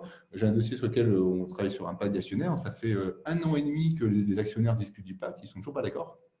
Alors que la société n'a que, je crois, 3 ans. Voilà. Donc, vous voyez, 3 ans, ils ont commencé à faire le pacte en décalage, pour X raisons. Sauf que ça fait 1 an et demi qu'ils discutent la virgule, le point. Enfin bon, j'exagère un petit peu, mais vous comprenez bien. Parce que finalement, c'est des vrais sujets. Et donc, ça s'organise tout de suite. Ou en tout cas, après, il faut être de bonnes compositions pour se mettre d'accord. Qu'est-ce qu'on peut dire de plus là-dessus? Pas grand-chose, j'avance parce que je vois le temps passer. Donc, sur création de personnes morales, évidemment, liberté organisationnelle, apport possible en capital nature ou en numéraire, les tenues d'apport, soumise à l'IA, dérogation, bon, ça on l'a dit. Ok, ah oui, pardon, excusez-moi, on a changé, on est sur les SAS. Effectivement. Donc, on a vu la SA, qu'on est revenu sur plusieurs créateurs. Donc là, maintenant, la SAS, souvenez-vous, c'est la société par action simplifiée. Comment dire, a des caractéristiques proches de l'ASM mais avec davantage de souplesse, ce que j'ai dit tout à l'heure, sur l'organisation, sur les statuts qui seront mis en place, sur comment dire, le capital qui est créé, sur le régime fiscal qui est donc ici l'impôt sur les sociétés avec une option à l'IR possible, et puis les dividendes qui seront versés, j'en ai parlé avant déjà suffisamment, donc je pense qu'on peut conclure. Donc voilà l'ASS, qui est une forme qu'on rencontre très très fréquemment. Création de société, vous êtes à plusieurs. La SAS, c'est un format très pratique, très simple à faire fonctionner. Avantage, vous avez compris le principe. Oui, voilà. Les avantages sont toujours les mêmes. Les apports, les dividendes, on peut créer de la filiale, on gagne la gouvernance, et les inconvénients, c'est des structures qu'il faut gérer. Il y a des contraintes, clairement. Ça veut dire que, je ne sais pas si on pourrait en parler, mais une société, ça veut dire qu'il faut gérer du juridique de la société. C'est pas des choses que vous faites tous les jours. Donc, juridique, c'est-à-dire qu'il faut avoir des assemblées générales qui vont organiser la clôture des comptes. Il faut avoir des assemblées générales qui vont gérer la vie de la société. Il faut tenir des registres de titres. Il faut avoir un registre de mouvement de titres. Il faut avoir une comptabilité. Il faut avoir… voilà, tout ça, ça se structure. Donc, gérer une société, c'est effectivement c'est contraignant. Ça veut dire qu'effectivement, soit vous avez cette fibre-là et vous dites je gère, soit qu'on soit clair, vous appuyez aussi sur un expert comptable, c'est son boulot de vous aider là-dessus, parce qu'en réalité, tous ces sujets-là ne sont pas simples. Vous improvisez pas en juridique, en fiscal, en social, c'est pas vrai, ou en compta. Et finalement, là, vous êtes attendu en tant que dirigeant, c'est sur le succès de votre entreprise, sur le business, et pas sur sa comptabilité. Donc, c'est vrai qu'on voit des fois des dirigeants qui préfèrent faire par eux-mêmes un maximum. Dans l'absolu, c'est bien, mais sauf que bon, je ne pense pas qu'il soit plus pertinent à faire le pavé juridique qu'à développer du chiffre d'affaires. Mais bon, voilà, ça c'est mon avis, mais évidemment, après, chacun fait comme il le souhaite. Alors ensuite, un petit point sur les régimes de TVA, je ne pense pas qu'on l'avait, oui, on en a parlé rapidement pour donner un petit peu les montants. Quand le régime de TVA, alors ce n'est pas propre à la SAS, c'est vrai de façon générale, mais on n'a pas parlé avant. Donc vous avez ce qu'on appelle différents régimes. On a couramment, alors je ne parle pas de l'auto-entrepreneur, on en a parlé avant, donc un régime réel simplifié. Donc, vous êtes sur une TVA, on appelle ça une CA12, qui est faite annuellement avec des acomptes, 2 acomptes qui sont versés durant l'année. Il y a des limitations de chiffre d'affaires pour pouvoir bénéficier de ce régime de TVA. Ou alors, à défaut, vous êtes sur le régime de TVA dit normal, c'est ce qu'on appelle une déclaration mensuelle de TVA, la CA3, que vous devez déposer chaque mois, sur laquelle figure, comme je vous l'ai indiqué, vous déclarez la TVA que vous avez collectée durant le mois, celle que vous déduisez en face, et vous avez une TVA qui est due, sachant que, vous le savez sans doute, la TVA n'est pas elle même selon qu'on est sur la prestation de service ou sur la livraison de biens. Pour faire court, en prestation de service, vous déduisez ou vous collectez la TVA au moment du paiement, alors qu'en marchandises, en livraison de biens, c'est au moment de la livraison, la réception que vous pouvez, ou la facture par simplicité en tout cas, que vous pouvez collecter ou déduire la TVA. Donc ça, effectivement, pareil, c'est aussi une technique, attention, selon ce que vous faites, le calcul de la TVA nécessite un minimum de technicité pour pouvoir faire la bonne déclaration, parce que le jour où vous avez un contrôle fiscal, bien évidemment, ce sera regardé de près. En synthèse sur les sociétés de capitaux, SARL, SAS, pardon. Bon, voilà ce qu'on peut retenir. Vous avez la notion de capital minimum, le nombre d'associés qu'on peut y retrouver, la responsabilité qui est associée à ce régime. Bon, voilà, je pense que c'est clair, je ne pense pas qu'il y ait beaucoup à dire. Et puis toujours la responsabilité aux apports avec la limite que j'ai indiquée avant. Sur la fiscalité, peut-être, entre ces sociétés, comment dire, l'impôt sur les sociétés, donc sur le résultat. Si la société a pris l'option sur l'impôt sur le revenu, on revient sur la règle qu'on a eu précédemment d'imposition du résultat. La base d'imposition, c'est le résultat fiscal qui est soumis à l'impôt sur les sociétés. Et les taux d'imposition sont les taux d'IS que vous voyez ici, qui sont progressifs selon le résultat et, comme je l'indiquais, qui dans le temps ont tendance à se limiter. Et puis le régime de TVA, régime réel simplifié ou régime réel normal. Bon, voilà, je pense qu'en synthèse, ça donne le bon panorama. Sur les statuts, voilà, effectivement, on en a parlé un petit peu, le président ou DG assimile les salariés pour les dirigeants et ça. En SAS, le président. En SARL, on l'a vu selon le gérant majoritaire ou gérant minoritaire, les régimes de cotisation qui sont associés, et puis les bases de cotisation, donc le salaire que vous donnez. Alors attention sur le salaire aussi, je pense à ça, puisque je pense maintenant, évidemment, une façon de faire, j'ai bien c'est une façon de faire, parce que le sujet rapidement qui peut se poser pour une société, c'est le bénéfice. Alors bon, pour une société qui marche bien, on s'aperçoit que le dirigeant, rapidement, il crée sa société, il fait 50, 100, 200, 300, 400 000 euros de chiffre d'affaires. Ça peut, si votre modèle économique est robuste, ça peut venir rapidement en réalité. Et auquel cas, on se retrouve finalement avec des résultats très importants. Et donc, il y a la tendance, c'est quoi? C'est de dire, voilà, on appelle son expert comptable, j'ai trop de résultats, qu'est-ce que je fais? Ce que je fais, je sais, voilà, il n'y a pas de solution miracle, mais il y a quand même des voies d'optimisation, évidemment, parce que derrière, il y a des charges qui peuvent être constatées dans la société pour minimiser la base fiscale. Ça, c'est une première chose. Bon, il y a différents leviers, on pourra en reparler par ailleurs. Il y a la question de la rémunération. Donc, la tendance, attention, ne pas augmenter votre salaire de façon trop importante. Ce n'est pas te dire, tiens, j'ai un résultat, je me prends cette année 150 000 euros de salaire. Vous allez exploser en cotisation sociale. Il faut savoir aussi peut-être avoir une rémunération qui soit, je ne vais pas dire lisse, mais qui soit dans le temps gérée, parce que les cotisations sont associées. Et ce qui veut dire qu'ensuite, le résultat qui reste, avoir du résultat, ce n'est pas grave. Payer de l'impôt, ce n'est pas non plus dramatique. Donc, je veux dire par là, les taux, je vous l'indiquais tout à l'heure, ne sont quand même pas extrêmement élevés. Il faut aussi savoir capitaliser du résultat dans votre société, parce que ça vous constitue des fonds propres.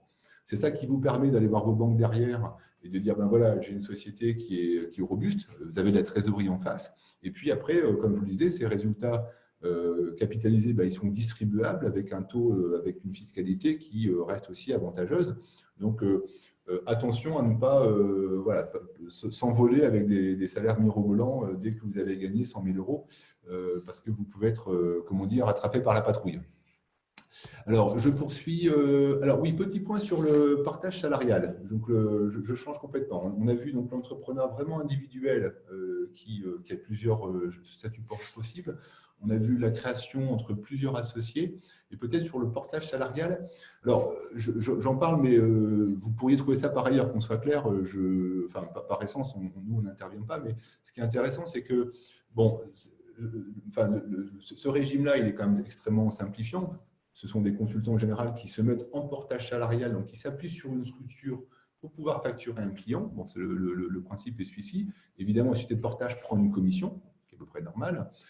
Et puis, c'est la société de portage qui gère complètement votre fiscalité. Et donc, vous avez un salaire net après cotisation qui lui-même sera soumis à la déclaration sur le revenu de façon extrêmement classique, et puis des cotisations sociales qui sont sur un bulletin de paye classique comme un salarié. Donc, ça vous permet, le portage salarial, je pense que tout le monde y a un petit peu, j'imagine que vous regardez ces différents statuts, ça peut être aussi une solution quand vous êtes complètement seul. C'est très courant, par exemple, quand on dit consultant, quelqu'un qui est informaticien, il a un client, il se met à son compte, comme on dit, et puis il est monoclient finalement, il ne veut pas s'embêter à faire sa compta ou à gérer des trucs. Le portage salarial peut être une solution simple. Bon, après, il faut juste effectivement accepter de payer la commission.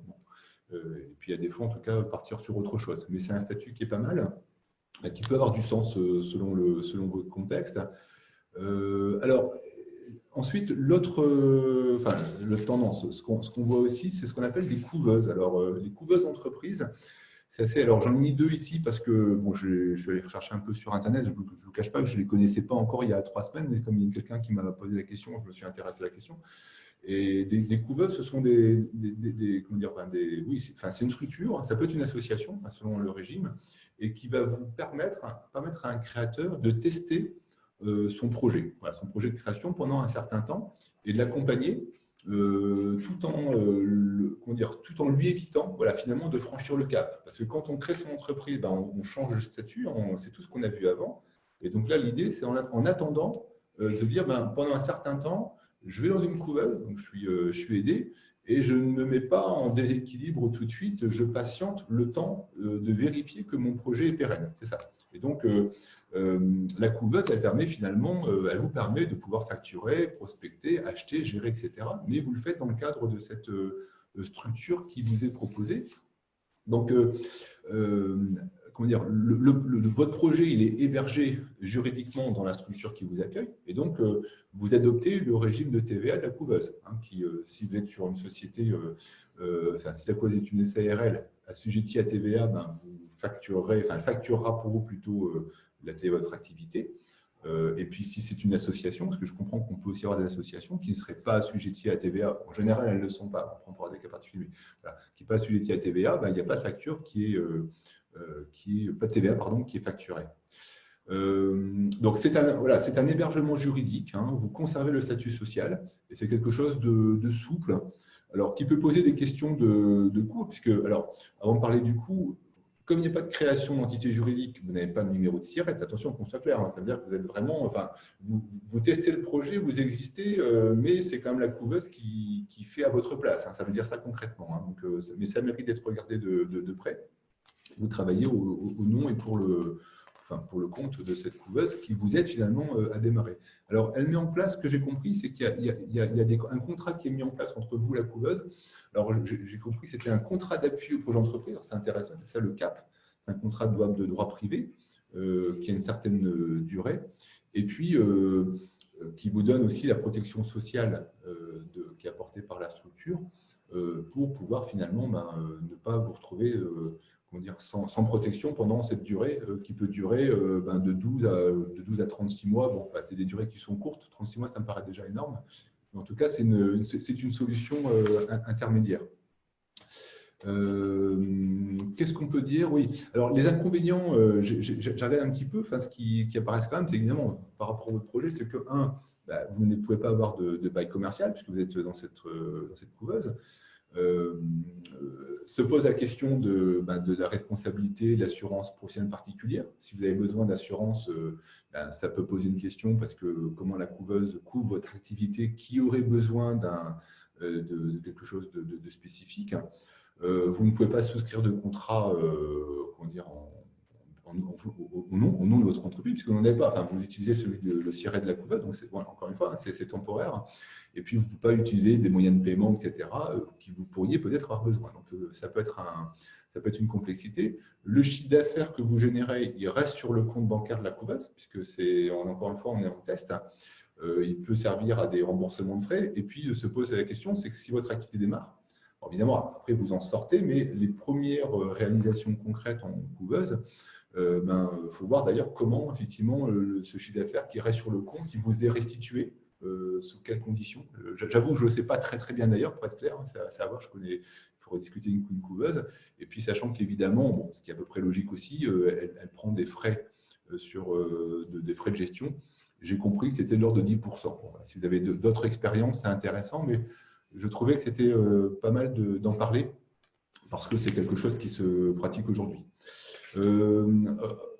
Alors, rapidement, juste c'est transparent-là pour vous expliquer qu'il y a aussi des contraintes dans le choix de structures juridiques qui sont liées à des activités.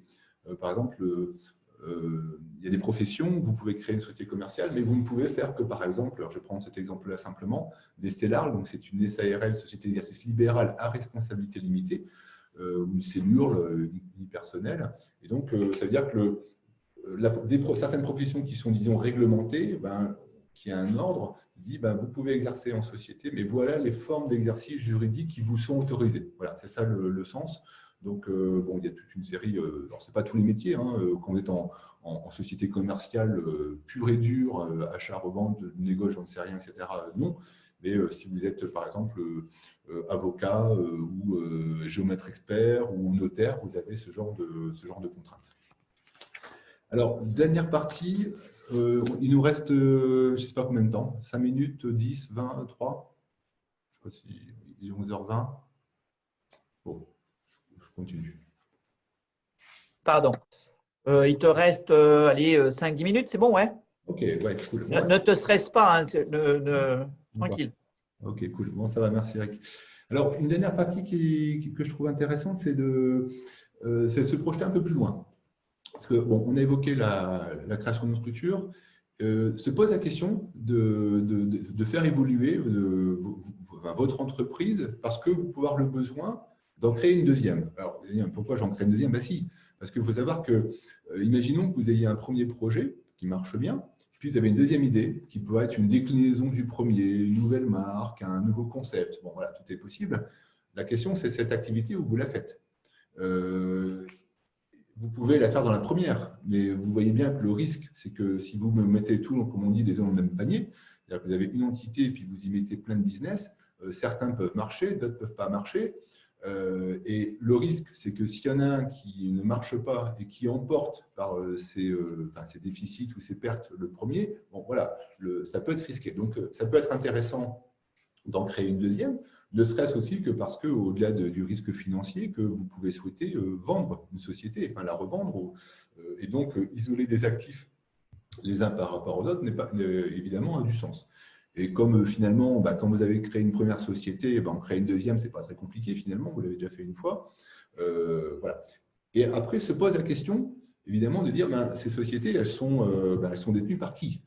Puisque on voit bien, quand vous créez votre première société, c'est vous, monsieur, qui êtes propriétaire, parce qu'on l'a évoqué, vous détenez le capital social de la société, enfin vous ou plusieurs personnes, on l'a évoqué.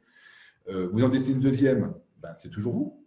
Et puis, effectivement, vous vous retrouvez vous-même propriétaire de plusieurs sociétés. Et donc, la société holding, c'est-à-dire que vous créez une entité juridique qui, à laquelle vous allez apporter, par exemple, les titres que vous détenez dans vos sociétés. Et c'est la holding qui devient actionnaire. Voilà. Donc, ce qu'on appelle mise en place d'une holding. Et il y a plusieurs avantages à le faire. Parce que, pourquoi créer une holding? Beaucoup de raisons. Alors, quelques-unes, mais je ne vais pas rentrer trop dans le détail, mais vous comprenez quand même le sens, ça me paraît essentiel. C'est que le fait de valoriser, d'apporter les titres à une holding, ça vous permet de valoriser, d'extérioriser ce qu'on appelle une valeur réelle. Alors, je m'explique, ça veut dire quoi? C'est que vous avez créé une société aujourd'hui. Comme je l'ai dit tout à l'heure, vous avez un capital social de 1000 euros. Donc, voilà. Pour l'instant, cette société, elle vaut 1000. Elle peut avoir des capitaux propres qui augmentent parce que vous avez résultat, et au bout de 3 ans, elle peut valoir en capitaux propres 50 000. Très bien. Mais en réalité, la valeur d'une société, ce n'est pas ses capitaux propres. La valeur d'une société, c'est le prix qu'un acquéreur est prêt à mettre, pour faire court. Bon, ça, c'est assez classique. Et le prix qu'il est prêt à mettre, il tient compte de ce qu'on appelle une survaleur, son de goodwill. C'est un élément immatériel qui peut être qui est un fonds de commerce, qui est une valeur de clientèle, qui peut être une marque, un savoir-faire. Et tout ça n'est pas dans les comptes. Vous savez bien, la comptabilité, elle est ce qu'on appelle au coût historique. On ne peut pas aujourd'hui dire je vais moi-même comptabiliser mon savoir-faire dans mes comptes. On ne peut pas le faire. Voilà, ça ne marche pas comme ça. Bon. Et donc, ce qui fait que tant que vous fonctionnez comme ça, vous avez finalement des sociétés dont on ne voit pas la valeur réelle. On ne voit pas la valeur de marché. Sauf quand vous la vendez. Et quand vous la vendez, vous ne l'avez plus. Donc, vous avez récupéré le cash, certes, mais vous ne la lisez pas dans vos comptes. Sauf si, et j'en viens à ma holding, vous apportez ces titres, votre société est une holding, et donc là, vous pouvez lui donner une valeur. L'avantage de donner une valeur, c'est que vous allez constituer des capitaux propres dans la holding. Vous comprenez bien, parce que le fait que j'apporte dans une nouvelle société des titres qui valent 1000, en contrepartie, j'ai du capital. Et donc, vis-à-vis notamment du monde financier, ça vous permet aussi de montrer une assise financière vis-à-vis des banques, qui veut dire que les sociétés que vous avez créées, au bout de 3-4 ans, elles ont déjà une valeur. Je l'ai extériorisé, je l'ai porté, qui se fait d'ailleurs au passage, on ne va pas parler de toutes les sociétés, mais qui sont en sursis d'imposition. Donc, on est sur un régime de faveur, donc il n'y a pas d'imposition entre l'écart entre la valeur que vous donnez aux actions que vous apportez à la holding et la valeur initiale de votre société. Parce qu'à défaut, évidemment, ça enlèverait tout intérêt. Donc, voilà. Donc, ça permet alors, deuxième avantage de cette holding, c'est que vous pouvez remonter des dividendes cette fois-ci, non pas à vous en tant que personne physique avec une imposition à l'IR, enfin, un prélèvement forfaitaire, mais avec une imposition, mais vous pouvez la remonter à la holding en quasi, je dirais, en quasi franchise d'IS. On y reviendra. Il y a ce qu'on appelle le régime Murphy, vous pouvez avoir le régime d'intégration fiscale qui vous permet de payer très peu d'impôts pour une raison assez simple, c'est que c'est pour éviter qu'il y ait une double imposition, puisque d'une part, vous avez payé de l'impôt sur les sociétés au niveau de la filiale, et si la filiale remonte du résultat au niveau de la holding et qu'on repérait l'impôt plein pot, ça veut dire qu'on soumettrait 2 fois l'impôt. Voilà, donc il y a des régimes qui permettent de remonter, et donc vous pouvez capitaliser finalement des dividendes au niveau de la holding et ne pas le laisser dans les filiales d'exploitation, et ce qui permet à la holding d'avoir une assise financière qui soit confortable. Ça permet aussi d'organiser une transmission patrimoniale. Alors, vous savez, peut-être qu'il y a un dispositif du trait qui permet d'organiser la succession. Donc, il y a un avantage fiscal, il y a des conditions à respecter, etc. Mais le sens de créer cette holding, c'est aussi de préparer la suite et d'organiser votre succession également.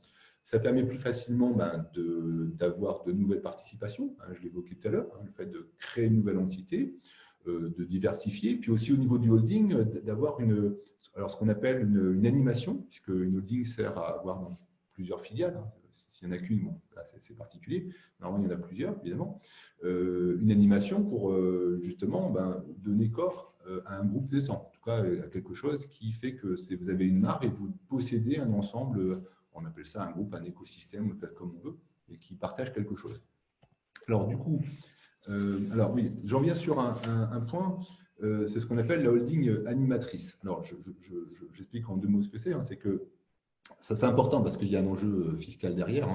C'est que il faut que la holding, pour bénéficier notamment d'un certain nombre d'avantages fiscaux, soit dite animatrice, c'est-à-dire qu'elle ait réellement un rôle vis-à-vis des filiales qu'elle gère. Donc, ça veut dire quoi? Soit, à minima, elle a un rôle de politique générale, c'est-à-dire que la holding, elle définit et assure la gouvernance des entités. Bon, c'est mieux, mais il faut que ça se soit démontré. Il ne faut pas que ce soit ce qu'on appelle une holding dite boîte aux lettres. Il ne faut pas que ce soit juste un passe-plat. Voilà. Il faut qu'il y ait une vraie animation de la holding.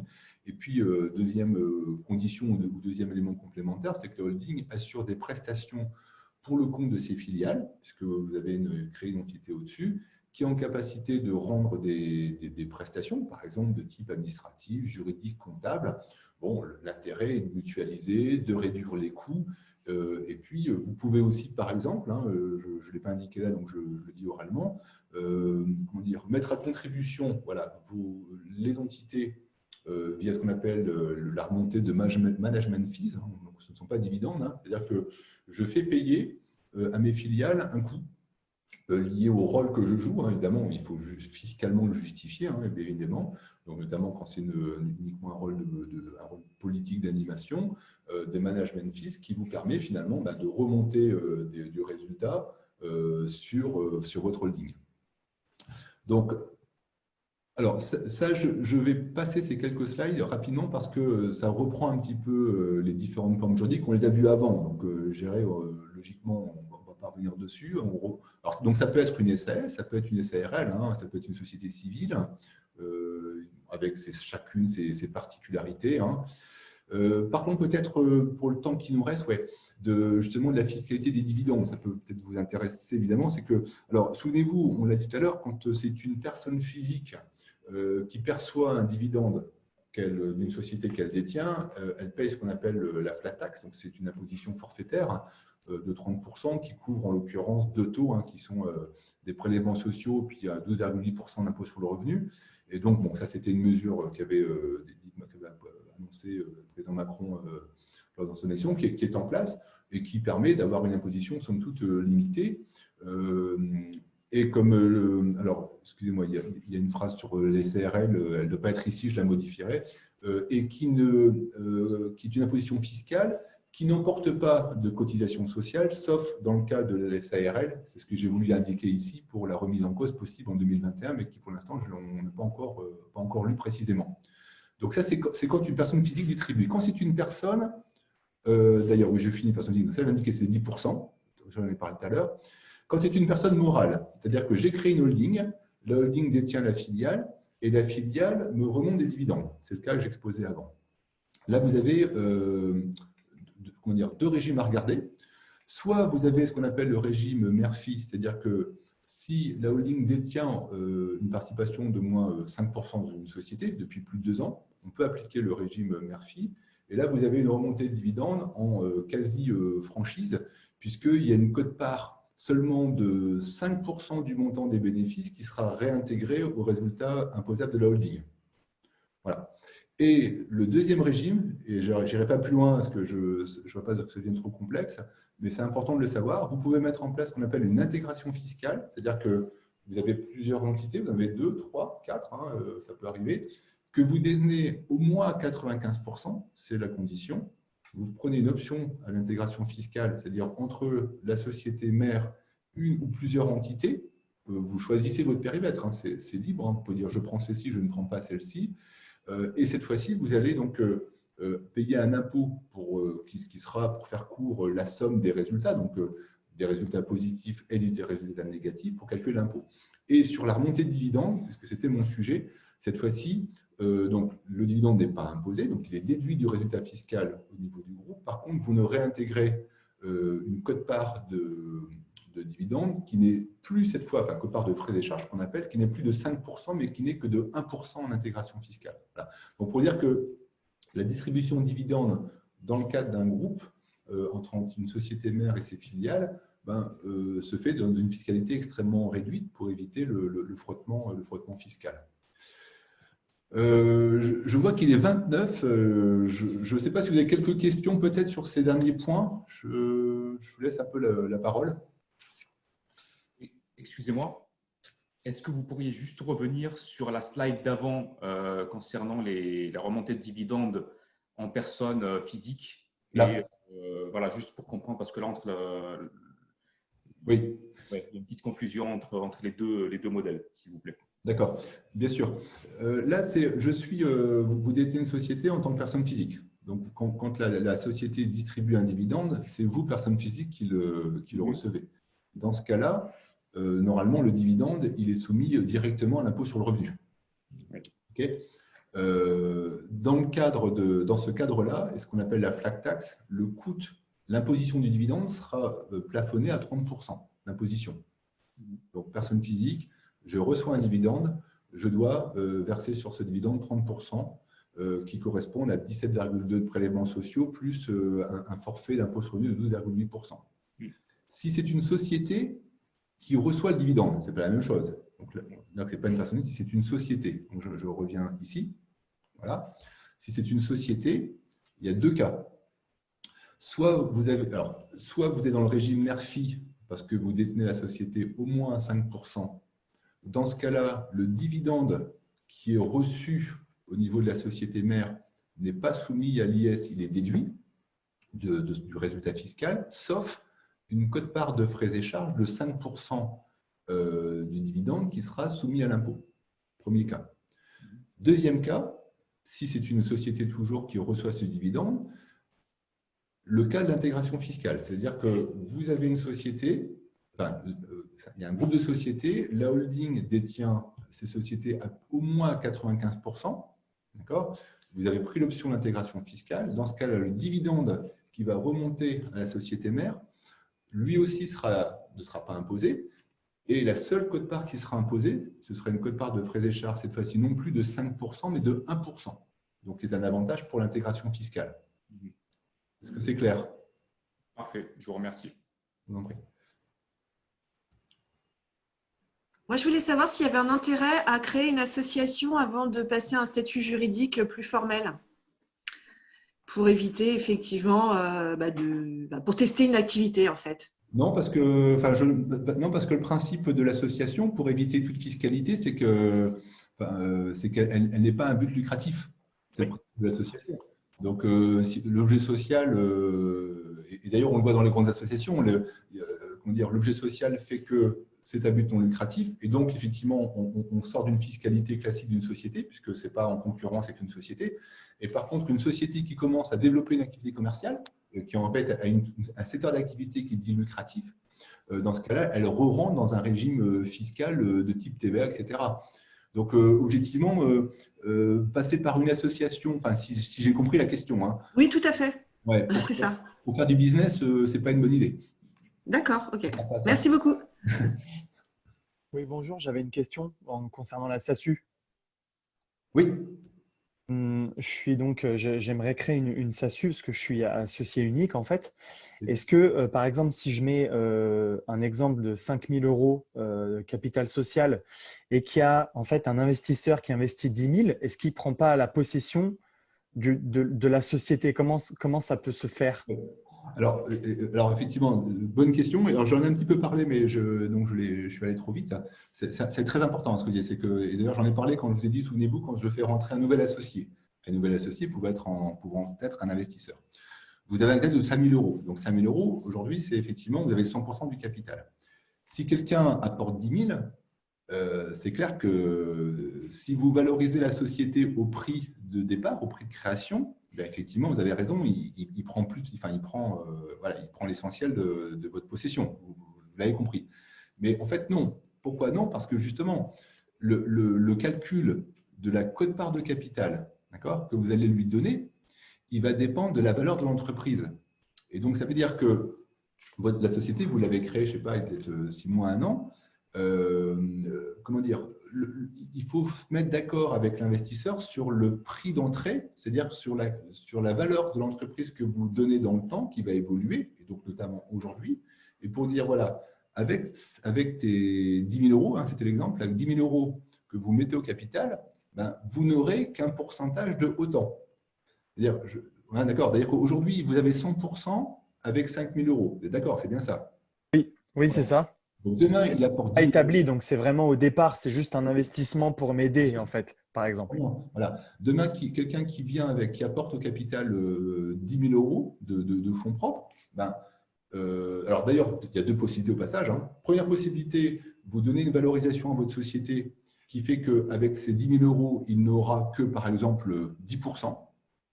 Donc, quand on fait ça, ça veut dire qu'on donne une valeur réelle déjà qui est de 100 000 euros. Vous comprenez le principe, hein, c'est-à-dire que voilà, vous dites avec 10 000, tu n'auras que ça parce que la société vaut autant. Et donc, je fais un calcul, hein, il faut le calculer, hein, en fonction d'une valeur réelle, avoir le pourcentage de capital que vous donnez.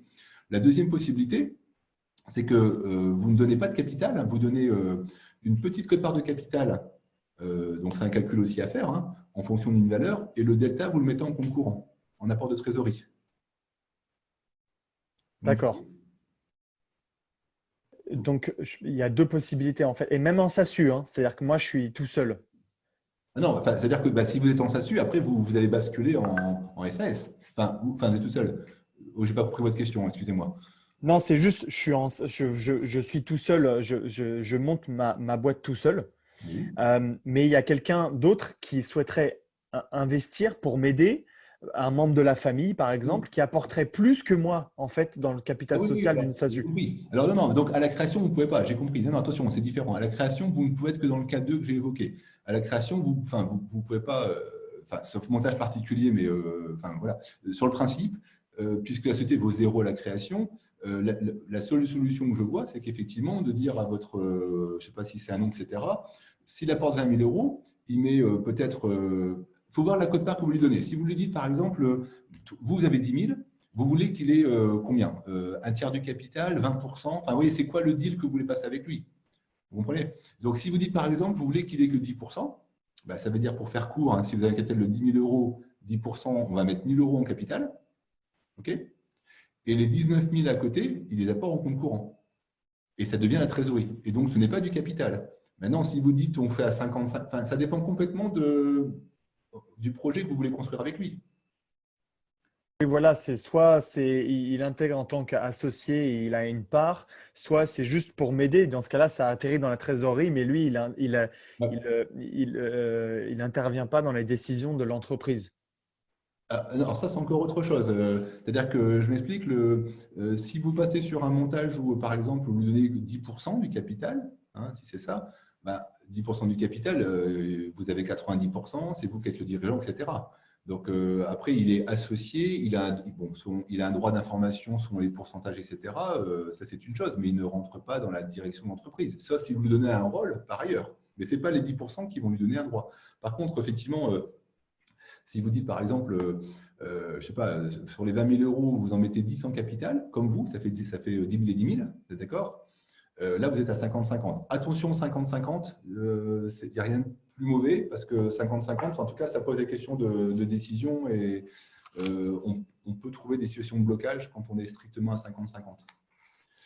Il y a une question d'une… J'ai répondu à votre question, monsieur, excusez-moi, d'ailleurs. Oui, c'est un peu plus clair. Ouais. Voilà, C'est très important ce que vous dites là, hein. C'est fondamental, attention. Hein. Bah, oui, c'est ça. C'est-à-dire C'est que… pour ça que je ne Ah oui, comprenais pas très mais bien ça, si… si 20 000 et 10 000, si tout va en capital, ça veut dire qu'en fait, vous êtes minoritaire au démarrage. Hein. Ça veut dire que votre… Enfin, je ne sais pas si c'est un oncle. En gros, c'est 2 tiers, 1 tiers. Hein. Je fais simple. Hein. Vous avez Oui, ce serait ma famille, mais je ne voudrais pas qu'elle interagisse dans les décisions de l'entreprise. C'est-à-dire que c'est juste pour m'aider à démarrer, en fait. Voilà, c'était juste mes… Oui, Voilà. j'ai compris. Mais le Sauf démarrage, si votre besoin il est financier, ce n'est pas du capital, c'est du compte courant dans ce cas-là. Ça m'amène, s'il vous plaît, à la question annexe. Quelle est la différence entre une émission d'actions ou de parts avec droit de vote et une émission sans droit de vote? Ben, c'est que vous avez effectivement vous avez des actions qui peuvent être, enfin il y a différents types, hein, des actions ou des parts qui peuvent être des doubles droits de vote ou des simples. Ben, c'est que dans les assemblées générales, telles que définies dans les statuts, ben, vous avez différents collèges d'actions, d'actionnaires, et en fonction du droit de vote que vous portez, ben, vous aurez des droits de vote différenciés. Donc, on peut éventuellement faire entrer un associé avec des actions sans droit de vote, éventuellement. Vous étiez sur la question de monsieur avant, d'accord? Oui, c'est une question. Oui, c'est possible, mais en fait, non, mais le problème, il est beaucoup plus large que ça, attention, enfin, vous avez raison, monsieur, mais le problème, il n'est pas là, enfin, il est plus important que ça, c'est que pour moi, je ne connais pas votre contexte, monsieur, hein, mais si votre famille veut vous aider au démarrage, vous pouvez lui donner un ticket au capital à définir, ça c'est un accord. Si c'est une aide financière, c'est de l'apport en trésorerie, c'est du compte courant, mais attention parce que si vous donnez une quote-part de capital significative, ça veut dire que la valeur de l'entreprise, la valeur patrimoniale, le jour d'une opération de cession, elle appartiendra à la famille et pas à vous, hein, qu'on soit clair. Hein. Oui. Ça, c'est super important. Que la famille ait un droit de vote ou pas, de toute façon, ça sera en pourcentage. Ah oui, c'est pour ça, voilà, c'est vraiment autre chose. Et pour moi, le plus important, c'est ça, c'est qu'un jeune créateur, que la famille donne un coup de main, c'est très bien, bien évidemment, ça peut donner un coup de main. La vraie question, c'est quel est le… En fait, la vraie question, c'est le tour de table. Voilà, moi, là-dessus, il faut être très, très clair. On ne peut pas rentrer au capital n'importe qui. Enfin, je le dis avec mes mots, hein, parce que c'est un projet. Au capital, on met des gens qui apportent quelque chose, soit ils développent du business, soit ils ont un apport technologique, technique significatif. Ce n'est pas juste comme ça parce que tiens, je mets un ticket. Non, on met un ticket, mais voilà, quelqu'un de la famille qui donne un coup de main, ben, voilà, si c'est fait de façon, je dis avec mes mots, bienveillante pour vous aider, ce n'est pas pour avoir 40% du capital, je ne pense pas. Bon, voilà, sinon c'est un autre débat, mais je ne le connais pas. Il y avait une question d'une dame, d'un monsieur, oui, de Gisèle, excusez-moi. Peut-on cumuler les deux régimes, mère-fille et intégration, cumuler en fait, ce n'est pas l'un ou l'autre. Comment dire, sur le cas dont je parlais, comment dire, c'est-à-dire que l'intégration fiscale, c'est une option. D'accord ? Donc, c'est-à-dire que ce n'est pas quelque chose qui est obligatoire. Donc, fiscalement, il y a aussi des inconvénients à être en intégration fiscale parce que, je m'explique, si vous n'avez pas de filiale déficitaire, imaginons que vous n'avez que des sociétés bénéficiaires, je dirais que quelque part, ça ne sert pas à grand-chose puisque vous faites la somme de plus, on reste sur des plus. Vous voyez ? Bon, donc, il peut y avoir des inconvénients. Par contre, effectivement, je dirais, de droit, voilà, le régime mère-fille, il est octroyé de droit à partir du moment où vous possédez plus de 5% d'une société fille, et donc vous avez ce que j'ai expliqué avant. Par contre, comment dire, l'intégration fiscale, c'est une option, et donc elle vient évidemment, elle ne peut pas se cumuler avec l'autre, c'est-à-dire que vous ne pouvez pas avoir les… c'est pas que c'est l'autre, puisque de toute façon, ça apporte la même chose dans ce que j'ai expliqué. La même chose, sauf que… Ah oui, votre question, c'est que moi j'ai compris. Parce que j'ai dit que c'était 5% en régime mère-fille et 1%. Donc non, c'est l'un ou l'autre, si c'est votre question. Hein, excusez-moi, on ne peut pas cumuler les pourcentages de déduction ou d'imposition des dividendes dans la quote-part de frais et charges. Donc ça, on ne peut pas, c'est l'un ou l'autre. Hein. C'est 1% ou 5%, si c'était votre question. Hein. Je ne sais pas s'il y a encore une autre question ou deux. Est-ce que vous avez… Oui, pardon. Juste une petite question. Concernant les SAS, quand vous parliez tout à l'heure de la présidence, effectivement, à la différence d'une SARL, on peut être co-gérant, il n'y a pas de coprésidence dans une SAS, mais pour gérer ce paramètre, notamment sur le volet de la responsabilité juridique qui est portée uniquement par le président, y a-t-il la possibilité effectivement de mettre, j'ai cru comprendre qu'il y avait la possibilité de mettre une personne morale en présidence, et donc ça rejoindrait un peu la question de la holding. Est-ce que voilà, comment on peut faire? C'est-à-dire que nous, enfin voilà, dans le cadre d'une SAS à plusieurs avec des cofondateurs, où la gouvernance avec la gestion interne est gérée par un pacte d'associés et diluée effectivement entre nous, l'idée avec des mandats sociaux de direction générale ou pas, en tout cas voilà, cet aspect peut être réglé.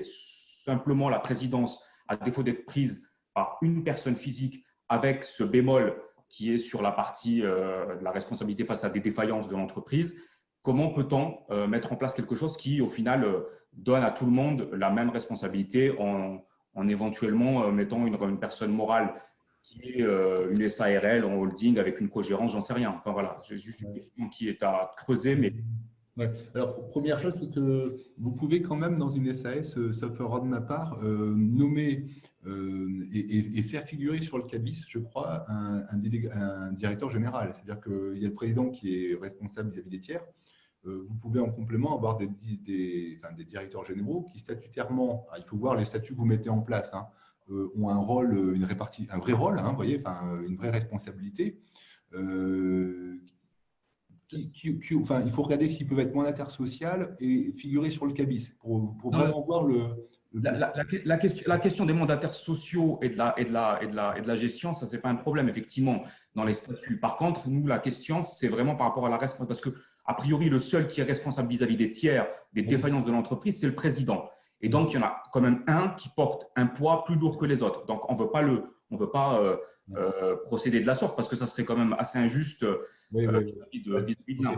Vous avez raison. Dans ce cas-là, l'autre option, effectivement, c'est que c'est une personne morale qui détient qui est président de la société, qui sera représentée par quelqu'un, mais c'est la personne morale qui est présidente au-dessus. Mais ça veut dire que vous remontez le problème un cran dessus parce que ça veut dire… On peut mettre une cogérance au niveau au-dessus, par exemple, avec une holding qui serait sous statut d'une SARL et mettre une cogérance de manière à diluer la responsabilité vis-à-vis des tiers à l'ensemble des représentants de la holding. Oui, je crois. Oui, pourquoi pas. Oui, ça peut être une piste effectivement à creuser. Oui, oui. Oui, ça peut être une façon de le gérer. Il faut regarder plus précisément. Hein, mais… Une dernière question sur la remontée des… Pardon, allez-y, je vous en prie. Je vous la pose en aparté, pas de problème. Je pense qu'on va peut-être pas loin de conclure, je pense, David, parce que s'il y a des questions complémentaires, je pense qu'elles peuvent être complétées par ailleurs, par échange. Puisque tout le monde n'est pas forcément tous concernés par des problèmes, on va dire, qui peuvent durer un peu dans le temps. Donc, David, est-ce que tu avais conclu, tu avais terminé? Oui. C'est des sujets sans fin. Donc, oui, bien sûr. Ouais. Oui, globalement, je pense qu'on a fait un bon tour. Enfin, j'espère en tout cas.